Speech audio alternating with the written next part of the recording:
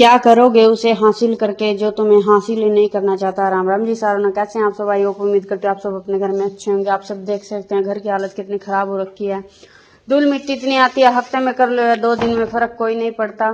फिर मैंने कर दी थी पंखों वगैरह की सफाई। आप देख सकते हैं पहले कितना डल हुआ पड़ा था और अब कितना एकदम व्हाइट हो गया है, बिल्कुल पुट्टी की तरह।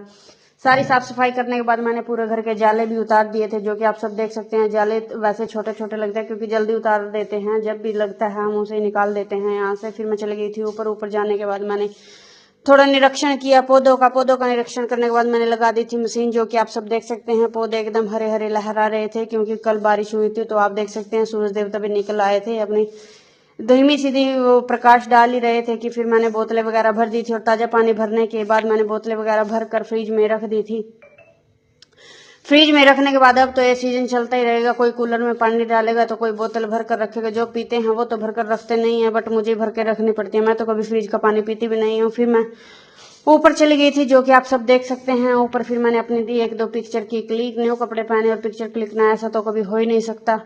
हम मिडिल क्लास लोग हैं, हम मतलब अगर न्यू कपड़े पहन ले तो गैलरी तो बिल्कुल ही भर देते हैं फोटो खींच खींच के। फिर मैंने कपड़े वगैरह धो दिए थे। कपड़े वगैरह धोने के बाद मैंने फटाफट सभी कपड़ों को सुखा दिया था। कपड़े सुखाने के बाद हवा बहुत तेज चली हुई थी, तो मैंने सभी कपड़ों पर चिटकी लगा दी थी। नीचे आने के बाद मैं किचन में चली गई थी। किचन में जाने के बाद मैंने बना दी थी चाय, जो कि चाय बनकर हो गई थी तैयार। बना दिया था खाना भी। खाना बनाने के बाद मैंने फिर कर दिया था दूध गर्म। दूध ले आया था मेरा बेटा जाकर। पहले मैं भी गई थी तो नहीं मिला, तो फिर बेटा चला गया था दूध लेने के लिए। फिर मैंने फटाफट लगा दिया था झाड़ू। झाड़ू लगाने के बाद पूरे घर में बेटा कर रहा था पौधों की थोड़ी सफाई। फिर तब तक आ गए थे बाबा। बाबा आजकल इन बाबाओं का भी भरोसा नहीं है, कब क्या कर दे कुछ नहीं पता चलता।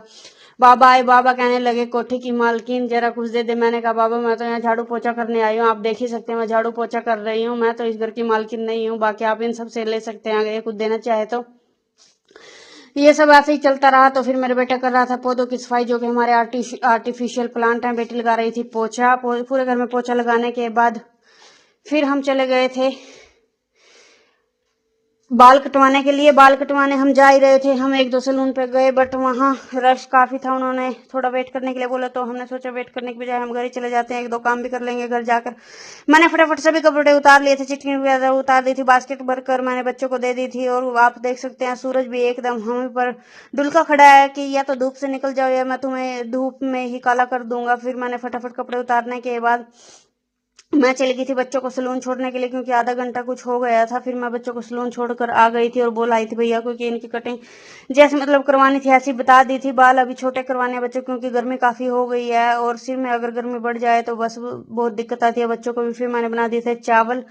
चावल बनकर हो गए थे, मतलब चावल बन ही रहे थे और एक साइड में बन रहे थे पकौड़ियाँ। इनकी भी फरमाइशें खत्म ही नहीं होती, ना तो इनको गर्मी दिखती है और ना कुछ। कोई थक रहा है तो इनको कोई फर्क नहीं पड़ता। फिर बन गए थे चावल भी बनकर हो गए थे तैयार, जो कि आप सब देख सकते हैं, और दाल भी बनकर हो गई थी तैयार।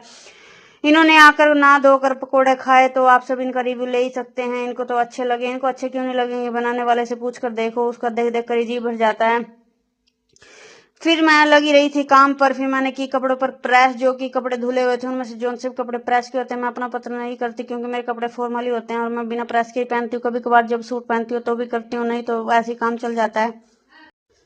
तो फिर मैंने बना दिया था दोपहर का खाना, जो कि आप सब देख सकते हैं। मैं और मेरा बेटा घर पर थे। मेरी बेटी गई हुई थी स्पोकन सेंटर पे। वो स्पोकन सेंटर पे गई हुई थी तो शिव जी भी आ गई थी। शिव जी को हम दोनों खिला ही रहे थे और मैंने खाना भी बना दिया था। चपाती वैसे थोड़ी कम बनानी होती है क्योंकि चावल बने हुए थे, बच्चे तो लगभग चावल ही खा लेते। फिर मैं चली गई थी इनको ट्यूशन छोड़ने के लिए 4 बजे के आसपास, 3:30-4 बजे के आसपास। फिर मैं इनको सेंटर पर छोड़ने के लिए जा रही थी। फिर मैं लेकर भी आ गई थी, आप सब देख सकते हैं 6 बजे। मिलते हैं एक न्यू व्लॉग के साथ। अगर आपको आज का व्लॉग पसंद आए तो लाइक शेयर कमेंट जरूर करें। पौधों की आजकल देखभाल बहुत जरूरी है, क्योंकि इन्हें खाद पानी की बहुत जरूरत पड़ती है, क्योंकि धूप बहुत तेज होने लगी है। इन्हें भी मतलब प्रोटीन वगैरह चाहिए होता है।